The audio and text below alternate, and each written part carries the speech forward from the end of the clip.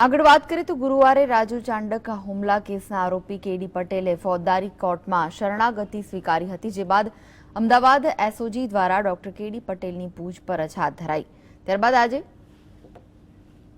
શુક્રવારે મેટ્રો કોર્ટમાં એસઓજી દ્વારા ડોક્ટર કેડી પટેલને હાજર કરવામાં આવ્યો હતો, જ્યાં એસઓજીએ કોર્ટ સમક્ષ રજૂઆત કરીને કેડી પટેલની વધુ પૂછપરછ કરવા તથા રાજુ ચાંડક હુમલામાં વપરાયેલા હથિયાર અને બાઇકની તપાસ કરવા માટે 7 દિવસના રિમાન્ડ આપવામાં આવે, પરંતુ કેડી પટેલના વકીલ બીએમ ગુપ્તાએ કોર્ટ સમક્ષ કરેલી દલીલમાં જણાવ્યું હતું કે રાજુ ચાંડક ફાયરિંગમાં વપરાયેલા હથિયાર અને બાઇક વિશે કાર્તિકને ખબર છે, તો પછી કેડી પટેલની કેમ આકરી પૂછપરછ કરવામાં આવી રહી છે, જેથી એસઓજીને 7 દિવસના રિમાન્ડ ન આપવા જોઈએ। તો બીજી તરફ કોર્ટે પણ બંને પક્ષોની દલીલ સાંભળીને કેડી પટેલના 4 દિવસના રિમાન્ડ મંજૂર કરીને 12 એપ્રિલના સાંજના 4 વાગ્યા સુધીમાં કોર્ટમાં હાજર કરવાનો આદેશ કર્યો છે।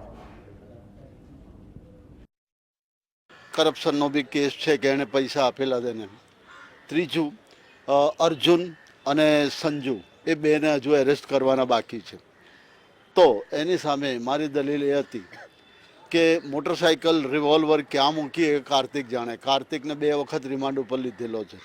હવે જો કાર્તિક પાસેથી કબજે ન થઈ હોય તો આની પાસેથી કબજે થવાનો સવાલ નથી। બીજું, લાખ રૂપિયા આપ્યા એવો આક્ષેપ છે, તો લાખ રૂપિયા ક્યાં વાપર્યા એ કાર્તિક જવાબ આપે, આને ખબર ના હોય કે એણે ક્યાં પૈસા વાપર્યા।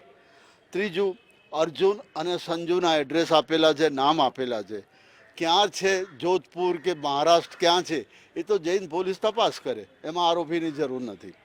પણ ગંભીર પ્રકારનો કેસ છે, મીડિયા દ્વારા બહુ ચગી ગયેલો કેસ છે, અને એ હિસાબે કોર્ટે 12 તારીખ સુધીના રિમાન્ડ આપ્યા છે।